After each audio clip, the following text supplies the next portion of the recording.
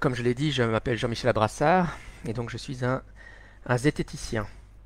Et donc je vais vous parler de zététique et puis on va parler spécifiquement de l'enseignement de la zététique aux enfants. Pourquoi? Parce que je suis l'auteur d'une série de livres pour les enfants qui s'appelle Zach et Zoé, zététiciens en herbe. Et on en a fait 3 volumes, moi et le dessinateur. Vous pouvez d'ailleurs voir derrière, de ce côté-là, il y a les deux personnages. Zoé, évidemment, qui est la fille qui est sur la gauche, et Zach, qui est le garçon sur la droite. J'ai aussi un sac ici avec Zoé. Euh, voilà, comme ça vous voyez les personnages. Je vous montrerai à quoi ressemblent les livres plus tard dans la conférence. Mais avant, disons je vais faire 3 étapes dans cette présentation. Je vais d'abord me présenter un peu qui suis-je pour les gens qui ne me connaîtraient pas.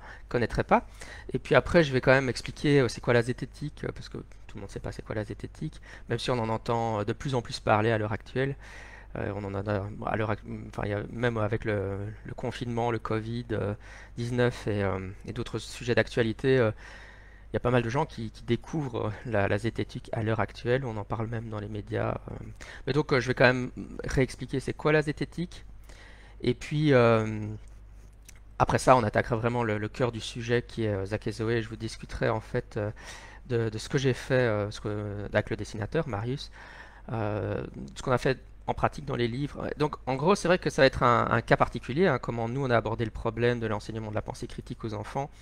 Mais le but, c'est en fait euh, de dégager, enfin, de vous expliquer un peu les principes qu'on suit ou les réflexions qu'on s'est faites à travers l'exemple concret de notre travail sur les albums. C'est ça le principe de la conférence. Alors, commençons par qui je suis.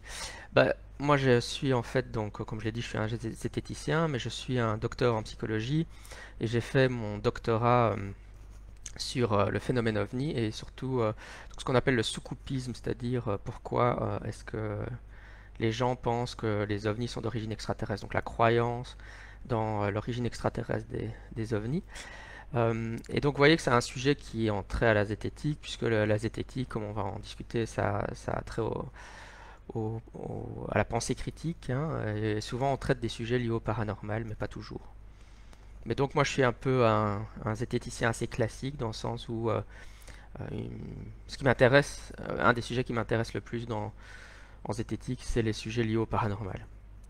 Euh, donc oui, vous verrez que ça a de l'influence évidemment dans Zach et Zoé, puisque je, Zach et Zoé reflètent, donc moi je suis le scénariste évidemment, reflète évidemment mes centres d'intérêt et ma conception à moi de la zététique. Évidemment, il y a d'autres zététiciens influents dont on parlera ainsi qui pourraient être, qui sont certainement, et c'est pas grave, en désaccord avec ma manière de présenter la zététique ou considèrent qu'il y a d'autres sujets plus importants, etc. On reviendra là-dessus. Mais évidemment, Zach et Zoé me reflètent moi et mes centres d'intérêt, etc. Et donc, mon doctorat, voilà, je l'ai fait sur le soucoupisme, donc la croyance dans l'hypothèse extraterrestre pour expliquer le phénomène ovni.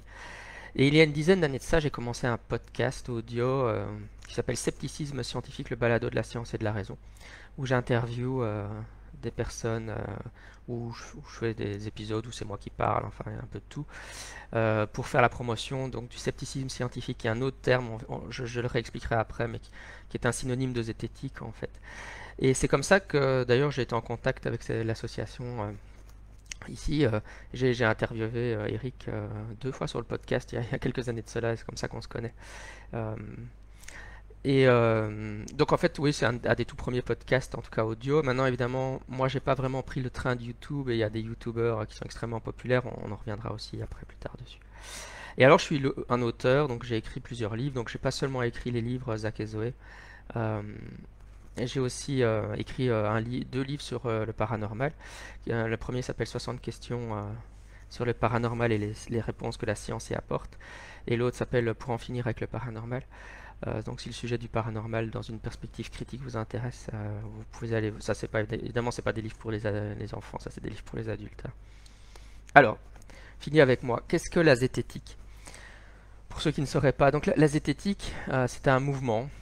Moi j'aime bien le définir comme un mouvement. Il y a d'autres personnes qui proposeront d'autres définitions, mais pour moi c'est un mouvement qui regroupe des gens qui sont intéressés par un certain nombre de sujets, mais ces sujets sont principalement l'enseignement de la pensée critique, Et ça peut être aussi le- l'étude scientifique du paranormal.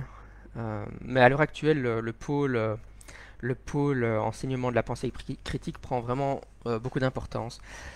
Après, je ferai un petit historique des développements de la zététique et vous verrez pourquoi il y a un peu ces deux pôles. Et que moi, je représente un peu l'ancien pôle avec mon intérêt pour le paranormal. Mais c'est vrai que on peut dire que, en tout cas, c'est un mouvement qui regroupe des organisations, des personnes, des youtubeurs. Donc, et aussi, par exemple, donc moi, à Bruxelles, je suis belge, hein.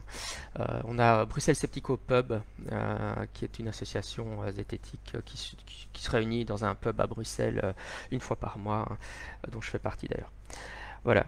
Alors, donc c'est de ça que s'intéresse enfin, c'est ça la zététique, c'est un mouvement un peu militant qui pense qu'en fait une société où les gens ont plus d'esprit critique, ont une meilleure culture scientifique, maîtrisent mieux les études de la philosophie, particulièrement la logique et l'épistémologie, bah, sera une meilleure société qu'une société où ce n'est pas le cas. Donc en gros, on pense que la vulgarisation de ça est très important. Et je pense que ça rejoint tout à fait les objectifs de l'association d'où je prends la parole aujourd'hui, hein. Et donc, quelque chose de très important pour moi, c'est que pour moi, parfois vous pouvez lire ici et là, hein, que la zététique, c'est la méthode scientifique. Pour moi, pas, hein. Je veux dire, pour moi, la zététique, c'est surtout et avant tout de la vulgarisation scientifique, à la fois de la science, donc c'est important d'avoir une bonne culture scientifique évidemment, mais aussi une vulgarisation de la philosophie. Et je l'ai déjà mentionné, mais principalement de deux domaines en philosophie, l'épistémologie et la logique. La logique, évidemment, ça va être avec des sujets comme les syllogismes ou les raisonnements fallacieux. Euh, et l'épistémologie, ça va être avec donc l'épistémologie. Enfin, je suis sûr que la plupart des gens qui m'écoutent le savent. Ici, on est dans une association de philosophie, mais l'épistémologie, évidemment, c'est l'étude philosophique de la science et enfin, les philosophes se penchent sur comment la science fonctionne, comment est-ce qu'on peut accéder à la vérité, comment est-ce qu'on peut tendre vers la vérité, des choses comme ça. Et évidemment, c'est des interrogations qui intéressent fortement les zététiciens, et donc beaucoup de réflexions ou de vulgarisation portent sur ça en zététique, hein. Vous allez beaucoup entendre parler de choses comme le rasoir d'Occam, etc. Donc on fait aussi beaucoup d'explications. Qu'est-ce que c'est le naturalisme méthodologique, donc beaucoup de vulgarisation, de philosophie aussi, hein. Alors la zététique, comment elle est née? Bah, elle est née avec la première organisation vraiment. Donc des gens qui ont défendu les valeurs que défendent les zététiciens, ça existe depuis toute éternité évidemment. Il y a toujours eu alors évidemment ça peut porter d'autres noms, hein, des rationalistes, etc. Mais disons que la première grande organisation qui va nous préoccuper, c'est le comité para ou le comité pour l'investigation. Enfin donc l'ancien nom c'était le comité pour l'investigation scientifique des phénomènes réputés paranormaux. Maintenant ils ont un nouveau nom. Pour le comité pour l'investigation scientifique des parasciences. Et donc, mais enfin, on l'abrège toujours par comité para. Et c'est une association qui est née en Belgique à la fin de la Seconde Guerre mondiale. Parce qu'après la Seconde Guerre mondiale, il y avait beaucoup de gens qui avaient disparu sur les champs de bataille. Et donc, des scientifiques, en fait, il y avait donc pas mal de gens, de sourciers, de radiesthésistes, donc des gens avec des pendules, des voyants et des médiums qui prétendaient être capables de retrouver les disparus sur le champ de bataille. Et donc, ils ont un ensemble de scientifiques se sont regroupés pour en gros prévenir le public qu'il n'y avait pas beaucoup de preuves de l'efficacité de ces méthodes. Donc, c'est vrai qu'aussi, dans ma définition de la zététique, j'aime bien aussi dire que la zététique, c'est un pôle protection du consommateur, comme d'autres organisations peuvent le faire. Mais donc aussi, voilà, par rapport aux médecines prétendument alternatives, aux pseudomédecines, donc, est-ce que les médicaments qu'on veut vous vendre marchent réellement, hein, euh, et d'autres sujets, bah, on peut voir la voyance comme un produit qu'on vous vend, et donc c'est vrai que critiquer les voyants ou expliquer aux gens que le taux de réussite des voyants est très faible, c'est c'est aussi une forme de protection du consommateur finalement, si on voit la voyance comme un produit qu'on vend aux gens. Et donc le comité para s'est formé à ce moment-là. Et puis ce qui s'est passé, c'est que le mouvement s'est déplacé vers les États-Unis, hein. Il y a eu un philosophe américain qui s'appelle Paul Kurtz, qui s'est intéressé à ce que faisait le comité para, principalement avec ce qui s'est appelé l'affaire Gauquelin. L'affaire Gauquelin, c'est qu'un scientifique français qui s'appelle Gauquelin prétendait... enfin, je pense qu'il était statisticien de mémoire, je n'ai pas été revoir, mais Gauquelin prétendait avoir prouvé statistiquement que les astres influençaient la personnalité des gens, particulièrement les performances des athlètes. Et donc il y a eu une controverse qu'on a appelée l'affaire Gauquelin, et le comité para s'en est mêlé en refaisant un certain nombre d'analyses statistiques pour montrer que finalement l'effet Gauquelin n'était pas valide, hein, c'était pas un vrai effet. Et donc ça a fait un peu du bruit dans la presse, ça a été un moment de gloire pour le comité para. Et Paul Kurtz, qui était aux États-Unis, on a entendu parler. Et donc, aux États-Unis, il y avait d'autres gens qui avaient les mêmes préoccupations. Martin Gardner, par exemple, qui était un grand vulgarisateur scientifique. Et il s'est dit, on va se regrouper et former une association similaire. Et l'association qui est née, c'est le CSICOP. Donc, CSICOP, en français, ça se dirait CSICOP, hein, le Committee for Skeptical Investigation of Claims of the Paranormal. Donc, le comité pour l'investigation scientifique des prétentions paranormales. Et si vous remarquez, c'est pratiquement le même nom que le comité para belge, le vrai nom du comité para, même si on l'abrévie toujours par comité para. Et il a vraiment repris le même nom, Paul Kurtz, et il a formé cette association qui est devenue évidemment très influente parce que les Américains avaient beaucoup de moyens. Et donc, la différence principale, oui, j'aurais peut-être dû le dire depuis le départ, mais ni le comité para ni le CSICOP ne parlaient de zététique. Ils parlaient de scepticisme scientifique, donc d'être sceptique, hein. Et pourquoi est-ce qu'ils utilisent ce terme de sceptique d'un point de vue philosophique? C'est parce qu'ils étaient influencés par David Hume, hein, un philosophe des Lumières écossaise, là. Et le fait que voilà, David Hume avait écrit un livre où il parlait des miracles et d'autres choses similaires, et donc et évidemment il disait qu'il était sceptique dans ce livre. Et donc le terme un peu, je dirais pas qu'on est des sceptiques à la David Hume, hein, mais est un peu resté pour dire des gens qui doutent de l'existence des miracles à cause de ça, hein, et des prétentions religieuses. Mais dans le mouvement sceptique et zététique contemporain, souvent les prétentions religieuses sont moins abordées, mais on reviendra là-dessus plus tard. Euh, donc les Américains ne parlent pas de zététique, ils connaissent pratiquement pas le mot, ils parlent de scepticisme scientifique. Euh, oui, il y a eu un magazine, Zététique Scholar, qui a été publié à un moment donné par le CSICOP, et puis ils ont abandonné en fait. Au tout début, ils voulaient utiliser le terme, et puis ils se sont rabattus sur sceptique. À l'heure actuelle, la plupart des Américains, enfin même des sceptiques américains, je veux dire, il faut vraiment, chez les gens qui connaissent le mieux l'histoire du mouvement pour qu'ils aient entendu parler du terme zététique. Mais donc Henri Brock, en France, on va arriver à la zététique française. Henri Brock, lui, il dit qu'il a rencontré Paul Kurtz et qu'il a mentionné le terme zététique et que c'est de là que le terme zététique aurait été utilisé aussi aux États-Unis. À ma connaissance, c'est pas documenté historiquement parlant. Donc, qui a été, est-ce que c'est Zététique Scholar aux États-Unis ou Henri Brock? Quoi qu'il en soit, au début des années 80, Henri Brock décide d'utiliser le terme zététique.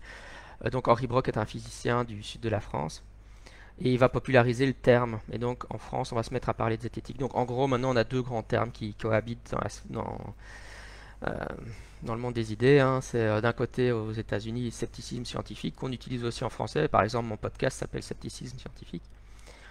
Et puis le terme zététique qui a été remis, donc c'est un terme qui vient de la Grèce évidemment au départ, mais qui a été remis au goût du jour par Henri Brock et popularisé, mais ça revient au même, c'est la même chose. Et donc, Henri Brock va avoir une approche assez spécifique, c'est-à-dire que lui, il va vraiment vulgariser des notions d'épistémologie, de logique et de science via des cas issus du paranormal.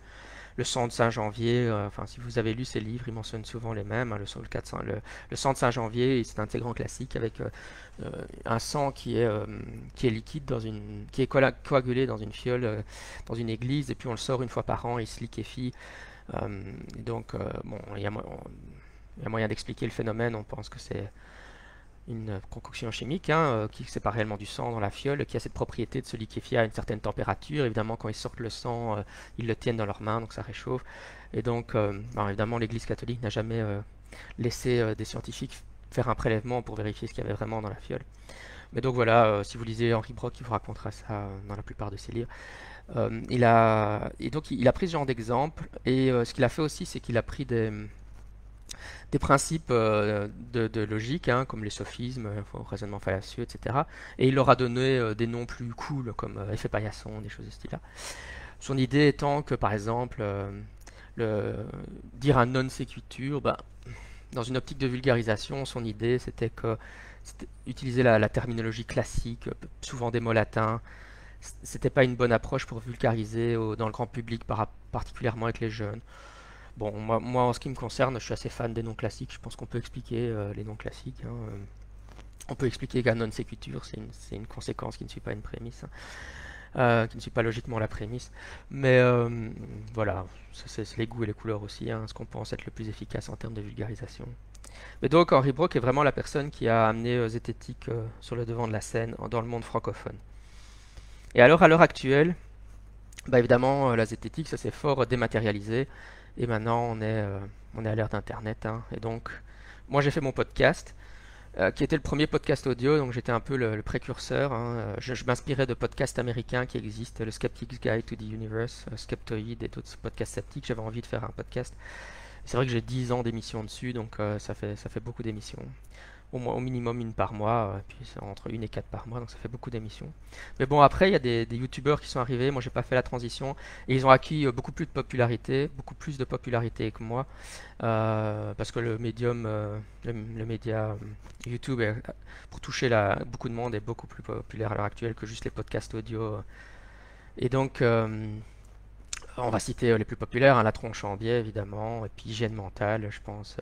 Et alors chez nous, on a Monsieur Sam, qui est un Belge et qui est membre et du comité para, comme moi, puisque c'est l'association belge.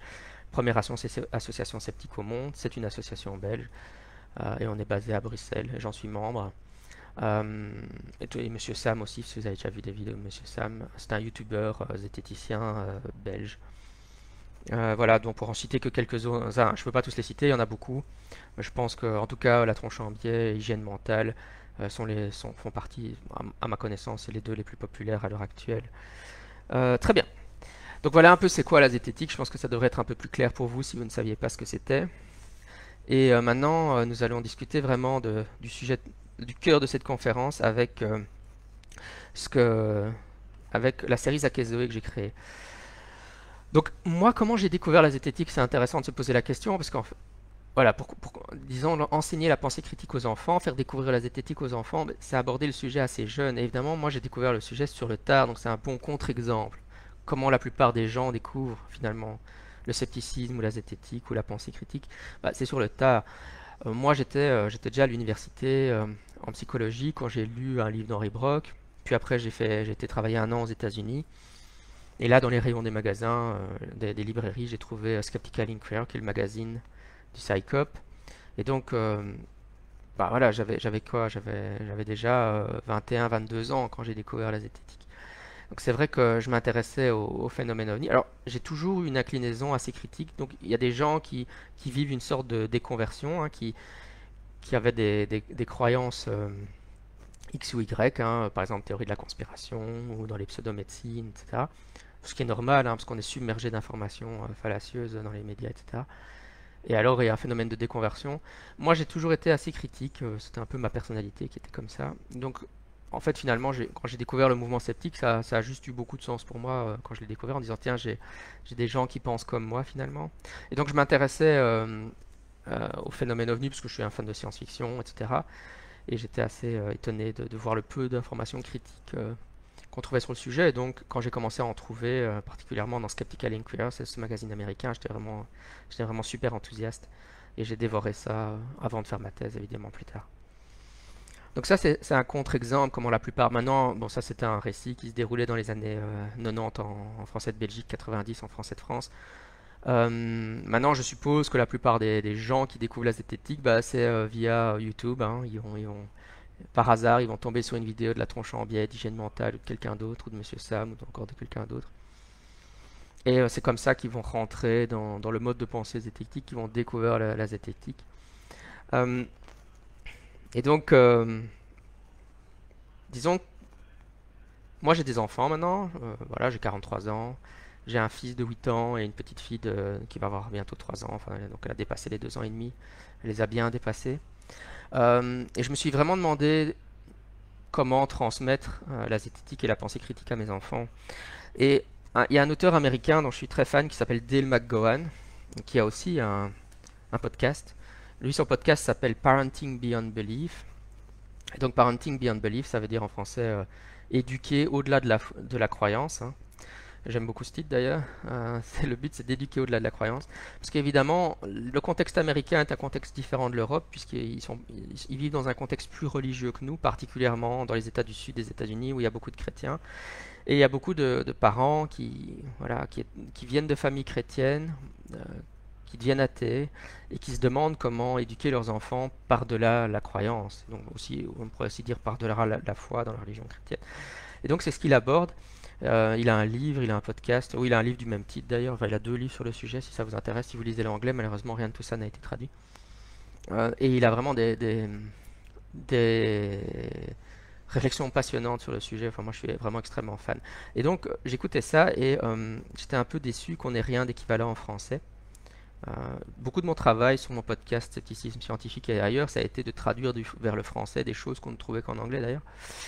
Euh, J'avais envie de faire quelque chose de cet ordre-là. Et il y avait aussi donc différentes séries pour les enfants créées par des sceptiques américains.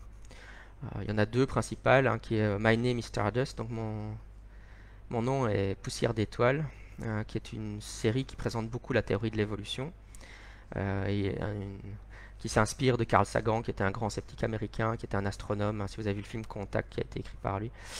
Euh, il a fait un documentaire qui s'appelle Cosmos. Il disait on est tous faits de stardust, de poussière d'étoiles, on est tous les descendants, enfin, on est tous faits de poussière d'étoiles. C'est de là que vient le titre de la série. Et il parle beaucoup de la théorie de l'évolution, on reviendra là-dessus. Et il y a une autre série, Aiden, et l'autre j'ai oublié, enfin, c'est deux noms comme ça, où là ils essaient d'aborder des choses comme la croyance ou la mort et des choses comme ça, dans une perspective aussi de pensée critique. Euh, euh, voilà, et alors j'avais acheté ces 2 volumes-là parce que mes enfants parlent anglais, donc moi je leur lisais en anglais. Mais je me disais, ça serait bien d'avoir quelque chose de similaire en français. Et donc j'ai décidé de créer Zach et Zoé. Ce qui s'est passé, c'est que j'en ai parlé sur mon podcast, et Marius Notet, qui est un dessinateur de livres pour enfants, m'a contacté en me disant je suis intéressé par le projet. Et donc, on s'est retrouvés, on s'est mis à discuter. Alors, c'est intéressant parce que vous voyez le processus qu'on a fait. Un des premiers sujets qui nous est venu à l'idée, c'est de faire un livre sur le Père Noël. Et c'est ce qu'on a fait finalement, mais on l'a fait en 3e position. On n'a pas attaqué avec le Père Noël parce que c'était quand même un sujet assez délicat. Mais c'était le premier sujet qui nous est venu, qu'on a mentionné, discuter de la croyance au Père Noël. Euh, je reviendrai là-dessus quand on abordera le 3e tome. Mais c'est vrai que c'est un sujet intéressant pour l'éducation à la pensée critique.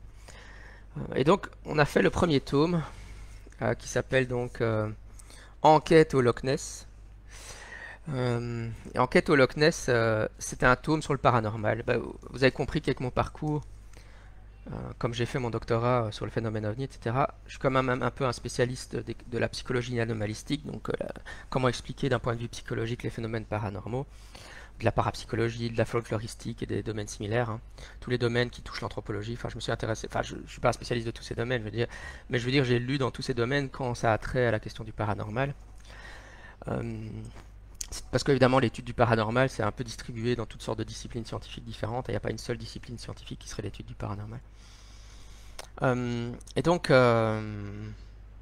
voilà, on a décidé de commencer d'attaquer le projet avec un sujet entre guillemets facile pour moi.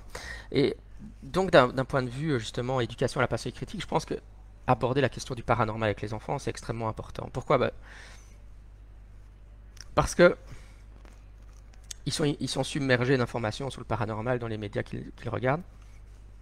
Et très tôt, dans les dessins animés, vous allez avoir des soucoupes volantes, vous allez avoir le Bigfoot, vous allez avoir le monstre du Loch Ness, vous allez avoir toutes sortes, le Yeti, vous allez avoir tas de choses, des fantômes évidemment, plein de fantômes, Casper, le petit fantôme, Ghostbuster, la liste est sans fin. Donc dans les produits culturels qu'on crée pour les enfants, il y a énormément de paranormal et donc ils vont être exposés, que vous le vouliez ou non, à des tas de phénomènes paranormaux. Et puis une fois qu'ils vont commencer à regarder YouTube, mon fils par exemple, il aime bien regarder des émissions YouTube consacrées aux jeux vidéo Mario, parce qu'il est fan de Mario. Mais même là-dedans, les YouTubeurs qui les font vont mentionner Slenderman, des phénomènes paranormaux X ou Y. Et donc mon fils, il a des questions là-dessus. Donc vous devez être prêt finalement à aborder ces questions et voir comment vous allez en parler. Donc Euh, Parce qu'évidemment, enfin, je veux dire, finalement, c'est une des toutes premières étapes de l'éducation à la pensée critique. Si vous le faites pas, à l'adolescence, ils vont se retrouver à regarder des vidéos faites par des youtubeurs qui n'abordent pas ces sujets de manière critique et ils ne seront pas outillés ils ne seront pas outillés pour les lire de manière, critique, hein, et pour y réagir de. Ah oui, Tintin au Tibet, quelqu'un dit dans les commentaires, effectivement, voilà, Tintin, ça c'est. Il y a plein de phénomènes paranormaux. Tintin. Il y a la théorie des anciens astronautes dans Vol 737 pour Sydney. Donc la théorie des anciens astronautes, c'est que les extraterrestres auraient, auraient influencé la culture humaine. Il y a beaucoup de choses. Donc Tintin, c'est un vivier de phénomènes paranormaux, hein. Même la foudre en boule s'est connectée aux ovnis dans les débats sur les ovnis. Bon, il y a enfin bon, le consensus tend à dire que ça existe, hein. Je pense qu'on peut dire que il est très probable que ça existe. Bon, je ne dirais pas que c'est sûr à 100% que la foudre en boule existe, mais bon, enfin c'est quand même un phénomène mal connu et certaines observations. Donc vous voyez, dans Tintin, c'est la radiesthésie avec tournesol évidemment. Donc bon, c'est un super exemple. C'est vrai, merci de m'avoir suggéré Tintin. Donc voilà, vos enfants vont être submergés d'informations liées au paranormal, et donc il faut pouvoir leur en parler, hein. Et évidemment, dans le premier tome de Zakozoe, c'est impossible, on ne pouvait pas tout couvrir, donc on a fait un choix et on a couvert le monstre du Loch Ness avec l'idée qu'il fallait expliquer aux enfants que ça arrivait même. Enfin, notre ligne, moi parfois je vois des monstres sous mon lit, mais les grandes personnes aussi voient des monstres là où il n'y en a pas, donc c'est le fait que le témoignage humain n'est pas super fiable, hein. Oui. Euh, oui, dans les commentaires, quelqu'un me met X-Files, effectivement. Quand j'étais une des raisons pour laquelle enfin je me suis intéressé au phénomène ovni, c'était parce qu'évidemment je fais partie de la génération X-Files, mais enfin pour les enfants c'est un peu ça fait un peu trop peur, hein, mais, là je parle vraiment, oui, Zack et Zoé c'est pour les enfants de primaire, donc j'espère que vous regardez pas X-Files avec des enfants de primaire, c'est un peu tôt quand même, enfin vraiment fin de primaire, mais enfin moi je dirais Zack et Zoé c'est pour du milieu de primaire. Mais donc oui, ils vont être exposés à tout ça à travers les séries TV évidemment. Et donc expliquer que oui, donc que ça arrive que les gens voient des monstres, par exemple le monstre du Loch Ness ou des fantômes, etc. C'est très important. C'est pas parler de concepts comme les illusions d'optique, les hallucinations, c'est des bonnes voies d'entrée dans ces sujets-là. Je dis pas que toutes les observations de monstres du Loch Ness sont des hallucinations, hein, mais enfin c'est quand même j'essaie de euh, c'est vrai que c'est aussi des choses dont on peut parler, hein, c'est des concepts que l'enfant doit maîtriser. Bon, dans le livre, en fait, évidemment, on parle du fait que c'est des méprises. Attendez, j'essaie avec la caméra de vous le montrer, mais c'est pas facile. Voilà, des méprises avec des loutres, hein. C'est une des sources de méprise, hein. Il y a d'autres choses, les troncs d'arbres, les vagues faites par les bateaux qui passent. Il y a pas mal de choses qui peuvent générer une méprise. Les gens croient voir quelque chose, mais en réalité, c'est pas le monstre de Loch Ness. Aussi, dont on parle dans le livre, c'est la paralysie du sommeil. Donc la paralysie du sommeil, c'est quand vous vous réveillez, certaines personnes, hein, la prévalence, donc le nombre de personnes qui sont affectées par ce trouble du sommeil est assez importante quand même, hein. C'est pas trop rare. Mais bon, c'est pas tout le monde, moi ça m'est jamais arrivé par exemple.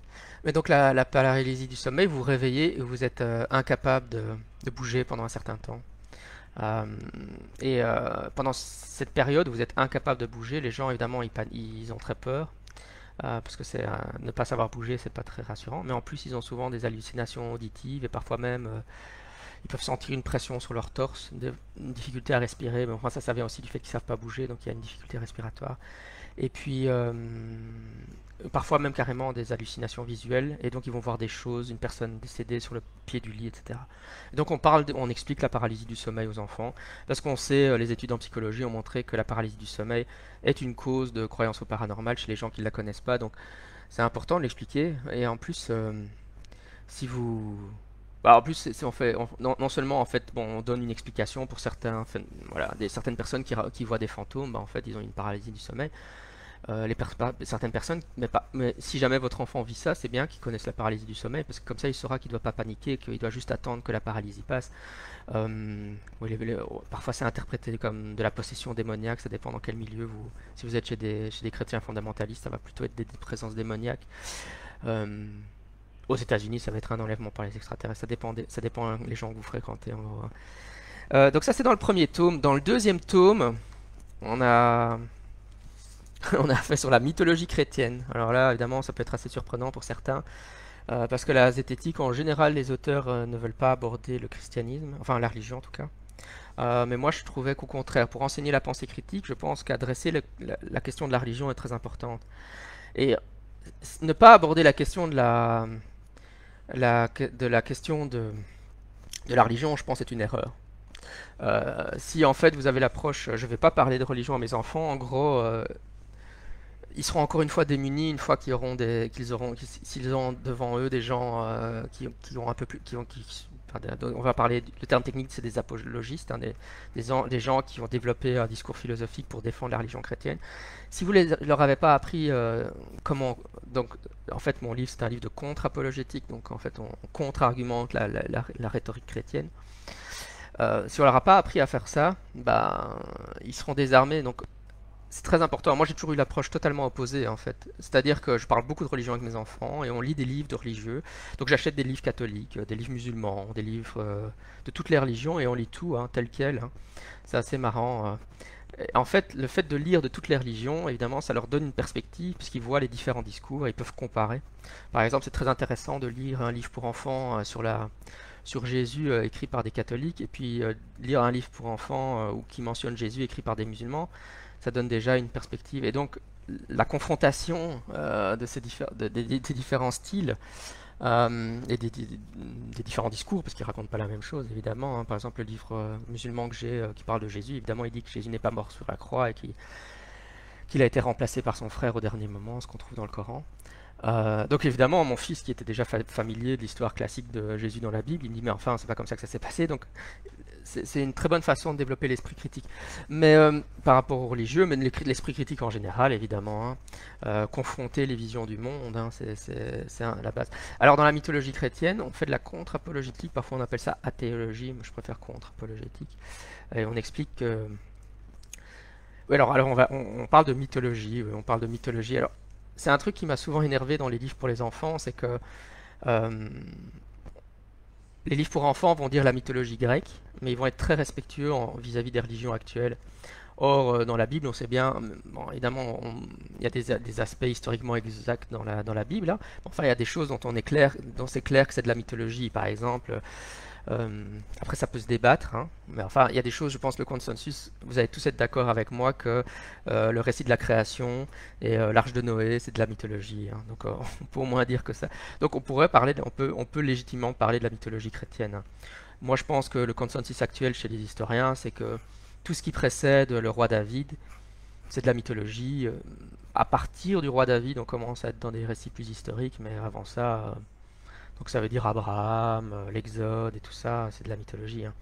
Donc moi je pense qu'on peut franchement se permettre de dire, voilà, c'est une mythologie parmi d'autres. On ne doit pas avoir honte de dire ça.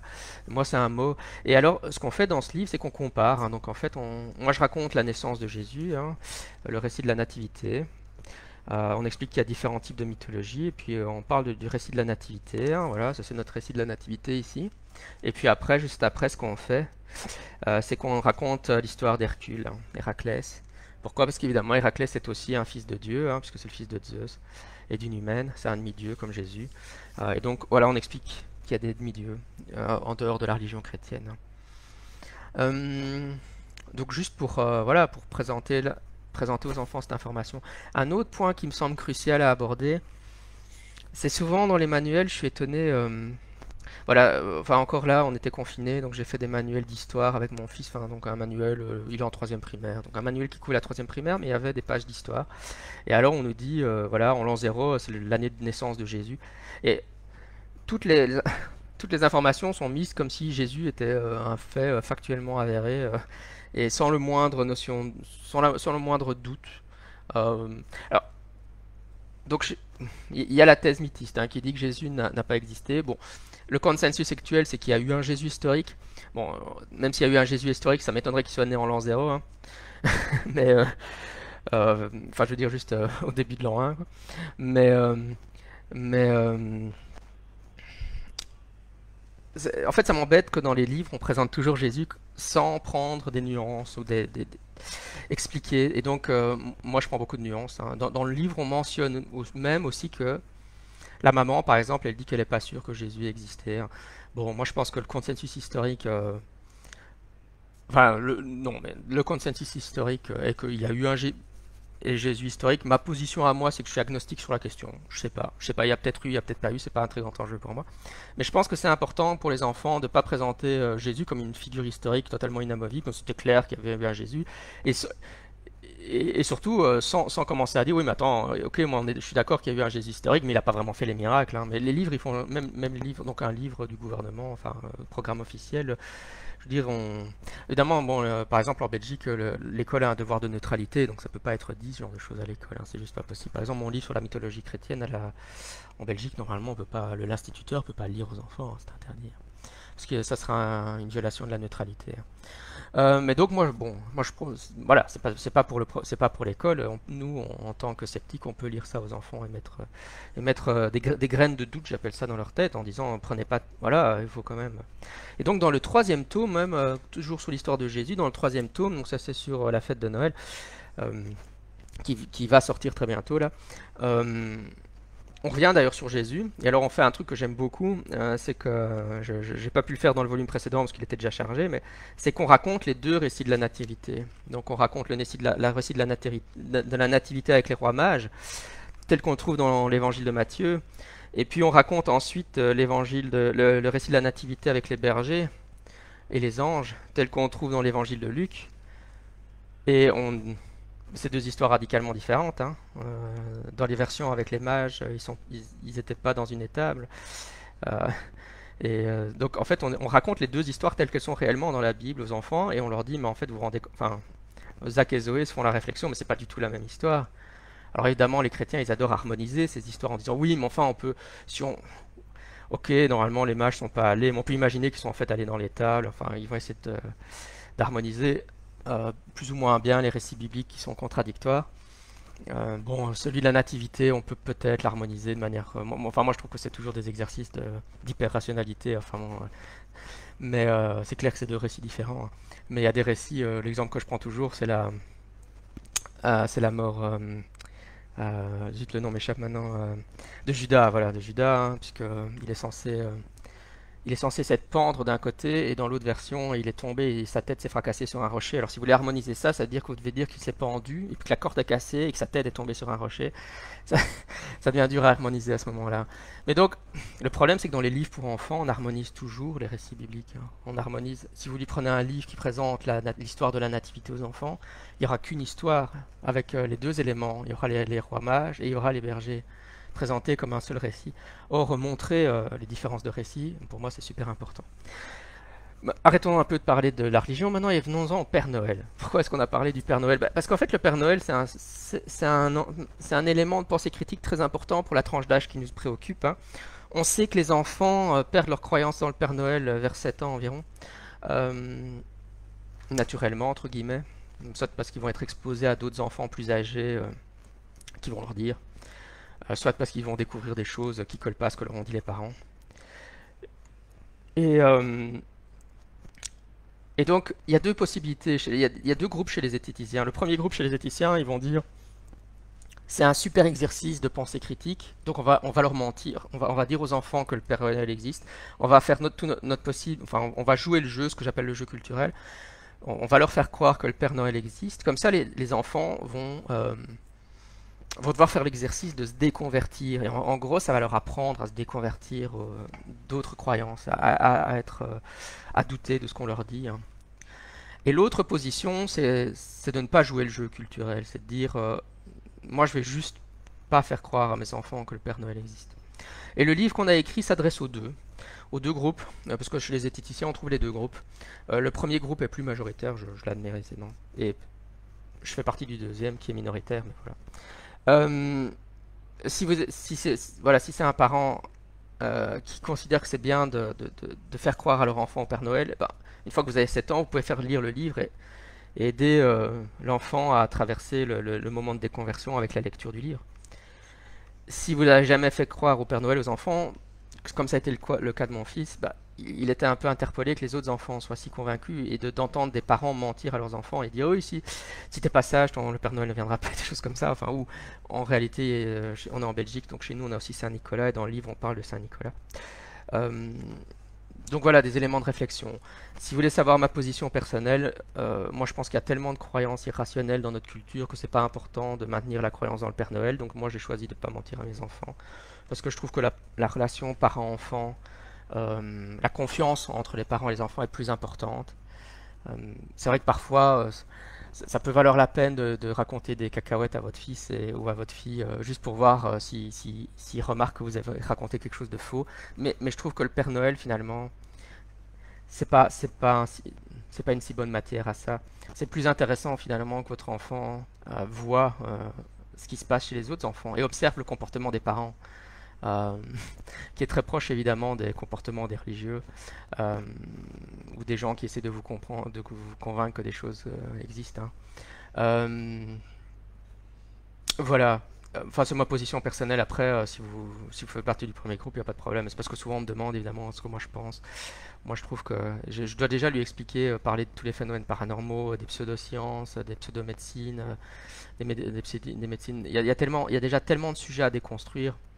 Il va déjà avoir tellement de fausses idées dans sa tête qui vont lui être mises par les films et Internet que pourquoi, pourquoi, enfin, le Père Noël n'est pas utile. Mais sinon, dans le livre aussi, on parle de l'origine du Père Noël à partir du Saint Nicolas, hein, puisque le Père Noël, je ne vais pas vous briser vos rêves de Père Noël si vous êtes fan du Père Noël, mais si vous croyez encore au Père Noël à votre âge vénérable. Mais ça vient de Saint Nicolas au départ, hein, et puis ça a émigré aux États-Unis et s'est transformé avec le temps. Et donc on explique ça. Et donc finalement, le Père Noël est apparu au tout début du 19e siècle, hein, aux États-Unis.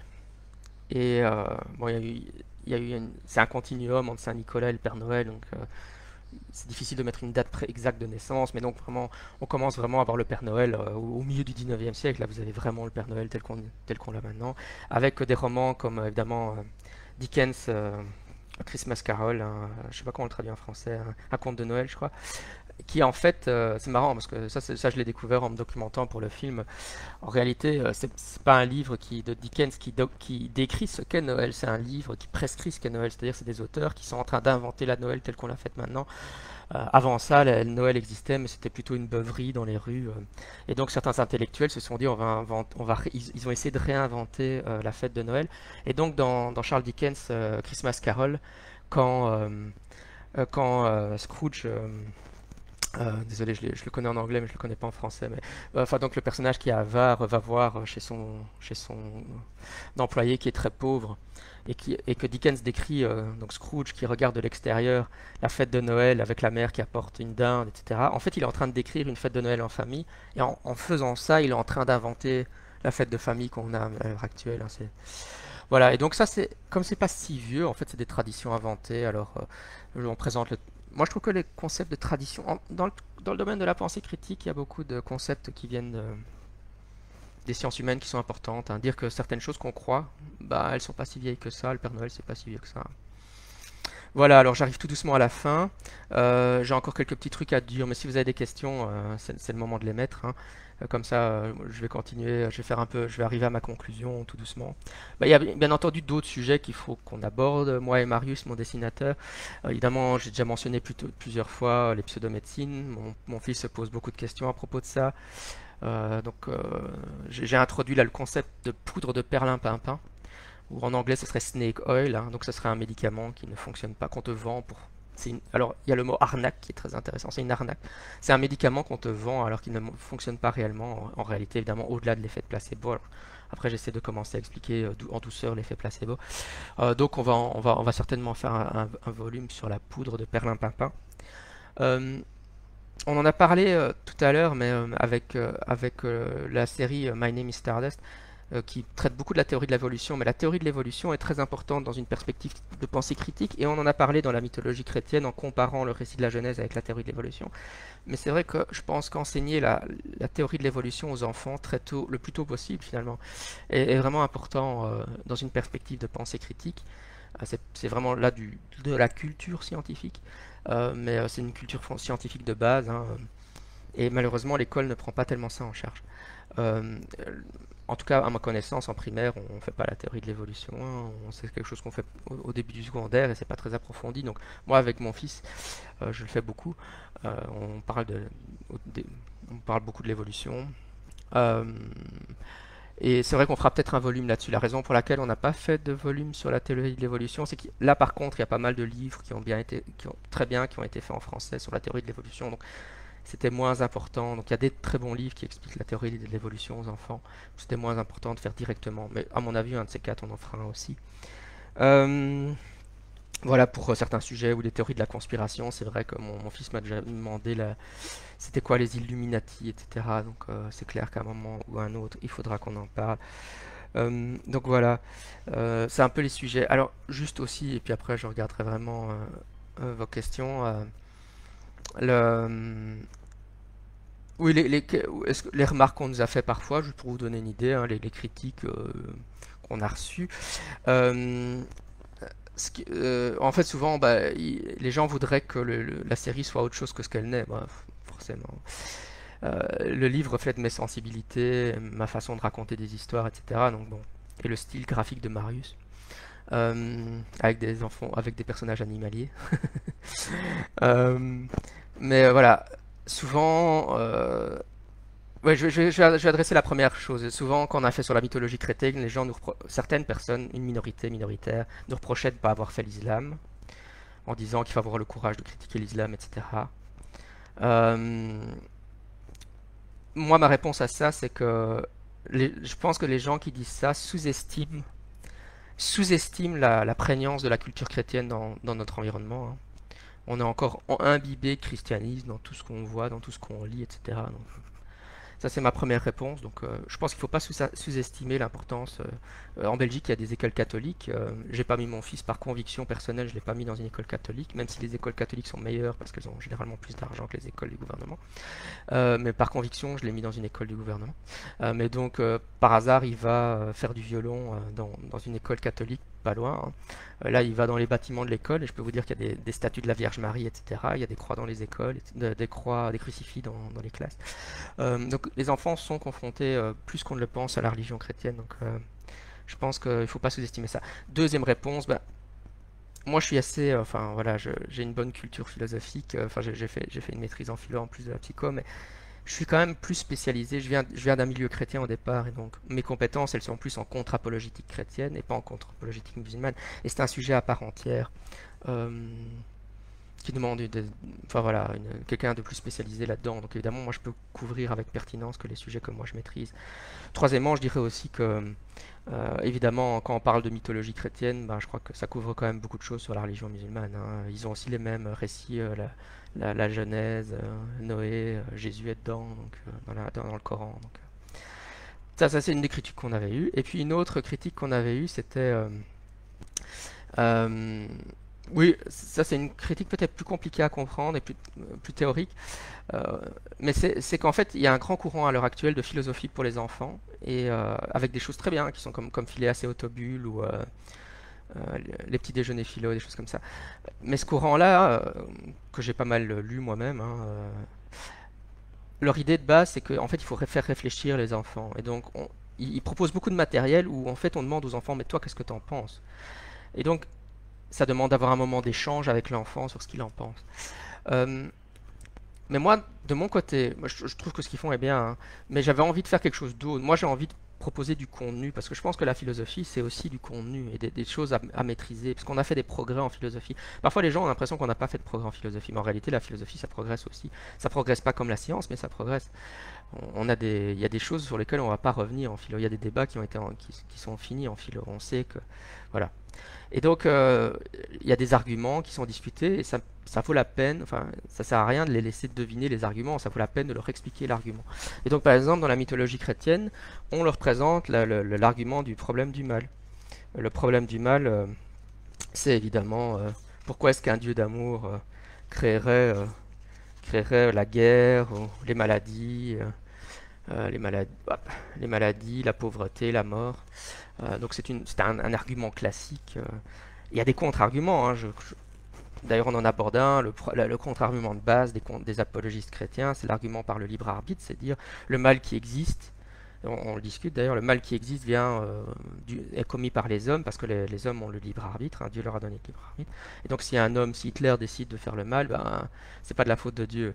Ben, évidemment, il y a un contre-argument à ce contre-argument qui est qu'il y a des tremblements de terre et des tsunamis et des éruptions volcaniques, et là, c'est pas lié au libre arbitre, c'est lié à la nature, et donc Dieu a dû créer le cancer, etc.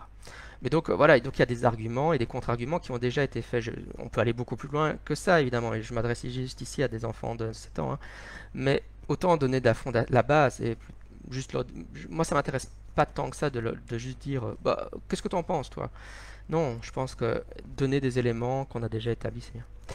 Voilà, mais donc oui, il y a certaines personnes qui nous ont reproché ça, en gros dire oui, il faut mieux leur laisser la possibilité d'arriver à leur propre réponse, etc. Et donnez-moi, nous, des réponses. Bon, encore une fois, il y a des choses qui se font de ce côté-là, filer à autobus, etc. Les petits déjeuners Milan, c'est très bien. Voilà. Ok, j'ai terminé. C'était à peu près tout ce que je voulais vous dire. J'espère que ça vous a intéressé.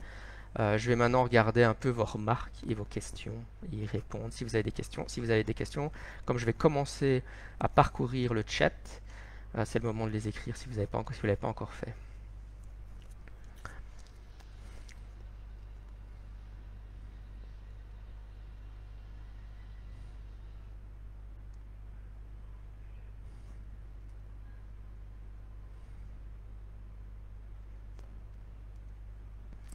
Oui, je vois une remarque sur le Nessie, où on voit souvent ça, les Nessie liés à l'alcool, parce que c'est évidemment les causes. Et les visions d'OVNI, même les journalistes, ils font. C'est quasiment un réflexe journalistique, hein, quand il y a un témoin d'OVNI commencer à parler d'alcool ou de drogue. Personnellement, je trouve pas ça très respectueux des témoins, en fait. Les gens qui voient ça, en général... Non, non, c'est même pas ça. Bien sûr, probablement que dans le tas, il y a tellement de gens qui voient des choses extraordinaires. Forcément, il y en a qui ont dû boire de l'alcool avant ou prendre de la drogue avant. Mais finalement, c'est pas très important pour expliquer. L'alcool, ça crée des hallucinations, surtout quand on est en sevrage, hein, mais pas tellement de ça, hein. Donc, je pense pas que l'alcoolisme puisse, enfin, ou que l'alcool puisse expliquer beaucoup d'observations d'OVNI. En réalité, je pense que ça n'en explique pratiquement aucune, hein. Parce que quelqu'un qui sera en situation de sevrage alcoolique n'aurait pas des hallucinations d'OVNI, hein. Enfin, en tout cas, je connais aucun cas dans les trucs, et même chose pour le Loch Ness, ça m'étonnerait. Bon, pour les drogues, c'est peut-être plus plausible. Pour certains médicaments, là, il y a des cas que je connais qui sont effectivement probablement des cas d'hallucination liés à des prises de médicaments psychotropes. Euh, mais vous voyez que je donne une réponse sérieuse à quelque chose qui était une remarque dérogative pour rire. En- Je pense que c'est important de répondre sérieusement. Je pense que c'est finalement, bah, je veux dire, c'est des êtres humains, les gens qui font ce genre de choses. Donc, j'ai- en tout cas, quand les journalistes font ça, que c'est le réflexe journalistique, parce qu'ils font un macaroni de l'été, hein, ils disent oh, j'ai rien à mettre dans mon journal, je vais juste taper une vision d'OVNI, quelqu'un m'a téléphoné, je vais mettre l'observation, mais je vais me moquer un peu de la personne en mentionnant qu'elle avait certainement bu un verre de pinard avant. C'est pas très sympa pour la personne, je trouve. Euh, voilà. L'évangile de Coca-Cola. Je sais pas si Coca-Cola c'est lié au Père Noël, mais le Père Noël, effectivement. En réalité, c'est pas le Père Noël qui a inventé le Père Noël, hein. C'est pas le Coca-Cola qui a inventé le Père Noël. On en parle dans le livre sur le Père Noël. C'est vrai que le Coca-Cola a joué beaucoup à un peu, comment dire, figer l'image, la représentation du Père Noël. Euh, mais enfin, le Père Noël préexistait, hein. Il y avait déjà des illustrations avant, et même la couleur rouge préexistait. Donc, le nom Coca-Cola, c'est un peu une légende urbaine que Coca-Cola. Je sais pas si les gens qui ont cette idée-là en tête, mais certaines personnes, parfois, on entend ça, disent que Coca-Cola a inventé le Père Noël. Non. Par contre, ils ont joué un rôle important pour le figer dans notre imagination, ça, oui. Euh, Et la petite souris, oui. Oui, non, on va pas faire toutes les fêtes enfantines quand même. Il y a une autre fête qui pourrait être très amusante, c'est vrai que j'ai pas pensé à la petite souris, non, ça non, mais Halloween évidemment, faire un volume où on traiterait des différents monstres, hein, ce serait pas mal, les zombies, les vampires, les loups-garous, c'est vrai que ça serait sympa. Euh, Oui, voilà, quelqu'un dit pour philosophie, il faut aussi des. Ah oui, c'est Alderan Philo, ouais. Oui, je pense que ouais, qu'il faut aussi des connaissances qu'on ne peut pas trouver en pensant par soi-même. Ouais, je veux dire, c'est vraiment quelque chose que je dois insister, sur lequel j'aimerais insister, parce que moi-même, par exemple, en philosophie ou en contre-apologétique, les arguments que j'ai lus, maintenant, le degré de sophistication des arguments est tellement élevé, euh, je peux, je peux pas dire que, enfin, je les ai trouvés par moi-même, hein. Ça va plus vite de lire ce qui a déjà été fait, c'est comme lire les articles scientifiques, hein. Alors, oui, c'était de l'humour, ouais, c'était certainement, oui, bien sûr, c'était de l'humour, je m'en doute, hein, pas de problème. Euh, Est-ce que l'imagination a sa place? Oui, moi, je pense que c'est une super question, c'est vrai. Mais oui, oui, moi, en fait, je suis quelqu'un de très imaginatif, hein. Parfois, les gens ont cette idée qu'on est des gens, que les zététiciens sont des gens très austères, etc. Un peu, c'est ce que j'appelle la caricature du rationalisme de Monsieur Spock. Monsieur Spock dans Star Trek, hein, qui est très froid, pas d'émotion, etc. Euh, mais oui, oui, bien sûr, l'imaginaire a sa place, hein. Par exemple, moi, je fais du jeu de rôle, Donjons et Dragons avec mes enfants. Enfin, une version pour les enfants, hein, pas la version pour adultes. Et je suis en train de lui lire Le Seigneur des Anneaux. Super, enfin le Hobbit, pardon. Le Hobbit, si vous voulez parler de mythologie et que vous connaissez le Silmarillion, je peux vous dire que la mythologie que présentée par Tolkien, c'est génial. Et vous pouvez présenter voilà, une mythologie imaginaire. Moi j'ai beaucoup parlé de l'appel de Cthulhu, hein. Cthulhu c'est une autre mythologie. Présenter des mythologies imaginaires pour montrer que des écrivains ont inventé des mythologies ils sont aussi cool, si pas plus, que les vraies mythologies, enfin que les mythologies dans lesquelles les gens croient parfois. C'est génial quoi. Et là, la mythologie du Silmarillion, si vous ne connaissez pas, avec Aluvatar, il a créé les Ainur qui sont comme des archanges et ils sont mis à chanter, ils ont créé la terre du milieu en chantant. Présenter ça, hein, un récit de création différent des autres récits de création, enfin différent de la Bible évidemment, présenter différents récits de la création, y compris des récits de création inventés, c'est génial. Donc oui, moi je crois que l'imagination a de la place, mais enfin voilà, j'ai donné enfin dans une certaine mesure quoi, hein. On peut rêver sans avoir besoin de faire croire aux enfants au Père Noël. On peut rêver sans laisser la porte. Enfin, de toute façon, moi je lui dis pas que je démystifie le paranormal. Ce que je lui dis, c'est que ouais, mais on a des super explications scientifiques sur le paranormal et on va discuter parce que c'est cool la science. Je trouve que dans mon humble expérience, les enfants sont très nourris par les adultes en croyance. Oui, ça c'est clair, hein. Forcément, les croyances, elles partent, c'est du folklore, hein. Les folklores, c'est du contenu qui passe des parents aux enfants, dont par exemple le Père Noël, typiquement, c'est du folklore.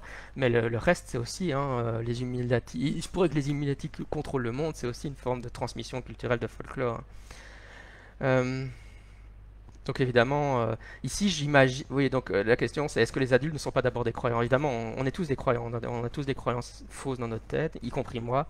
Je ne prétends certainement pas être un être pur, de pure raison comme ça, un super ordinateur qui ferait jamais d'erreur. Ça n'existe pas. Les adultes ont des croyances aussi. Et donc évidemment, on les transmet à nos enfants. Mais le but de la zététique, c'est pas de s'imaginer qu'on n'a pas de croyances. C'est d'essayer d'en minimiser le nombre, quoi. En fait, je dis toujours que la zététique, c'est essayer d'avoir moins tort. Moi, je sais que j'ai tort j'ai certainement tort dans plein de choses, mais j'essaie d'avoir moins tort. Et donc, on essaye aux enfants aussi d'avoir moins tort. On leur apprend à avoir moins tort. Voilà, ah bah, je suis arrivé au bout du chat. Je pense que je pense qu'on est bon. Ben, je vais vous remercier tous d'avoir écouté parler. J'espère que ça vous a plu. En tout cas, moi, je me suis bien amusé. Et bah, une prochaine peut-être. Si vous voulez, ah oui, si vous voulez me suivre, donc évidemment le podcast Scepticisme Scientifique, j'ai aussi une page Facebook Scepticisme Scientifique. Je suis sur Twitter à JM Abrassard. Et alors aussi un truc très important, pour l'instant en fait, euh, pour, euh, pour commander les livres Zach et Zoé, on utilise un financement participatif Ulule. Ça veut dire que vous ne pouvez pas les commander en physique pour le moment. Ça veut dire que pour le moment, si vous voulez les avoir tout de suite, la seule chose que vous pouvez faire, c'est les acheter en e-pub, principalement via Amazon, mais enfin sinon il y a moyen de passer par le site de Marius aussi. Mais par exemple, si vous avez un Kindle Fire pour Amazon, bah, vous pouvez télécharger l'e-pub directement. Je sais plus, je crois que c'est à 3 euros l'e-pub, un truc comme ça. Je ne sais même plus le prix qu'on a mis, mais enfin, c'est dans ces eaux-là, 3 euros pour un e-pub. Et vous aurez un des volumes Zach et Zoé directement. Et, mais alors, si vous voulez avoir les livres en physique, à ce moment-là, il faudra attendre le prochain financement participatif. C'est-à-dire que à la rentrée scolaire, on va financer un nouveau livre et donc vous aurez un mois sur Ulule pour contribuer à l'achat de ce nouveau livre. Et quand vous achetez un nouveau livre, ben, à ce moment-là, on vous donne l'option de commander les anciens si vous ne les avez pas. Mais donc, vous devez suivre la page Scepticisme Scientifique ou me suivre, suivre mon podcast, enfin me suivre sur les réseaux sociaux. Et alors, vous êtes au courant de quand le financement participatif Ulule commence. Et puis là, à ce moment-là, vous pouvez faire... et alors, à ce moment-là, ça veut dire que le principe d'un financement participatif, c'est que vous donnez... alors, en général, c'est 14 euros plus les frais de port. Ça dépend le nombre de pages du volume, hein. On va dire 14 euros et les frais de port, c'est en moyenne ça. Et alors, nous, on finit le livre et quelques mois plus tard, vous recevez le livre à la maison. Euh, c'est comme ça que ça fonctionne, les financements. Mais c'est donc dans une période temporelle bien définie, un mois. En dehors de ce mois, c'est pas possible de commander les livres physiques. Donc, vous, là, maintenant, pour l'instant, il n'y a pas de financement participatif en cours. Donc, vous devez attendre le suivant à la rentrée scolaire, septembre-octobre, on le fera pour le volume 4 et vous pourrez commander. Voilà, ben, au plaisir, hein. Et encore merci à Alderan Filon de m'avoir invité, à Eric Laurent de m'avoir invité, c'était super. Bonne soirée à tout le monde. Ciao, ciao.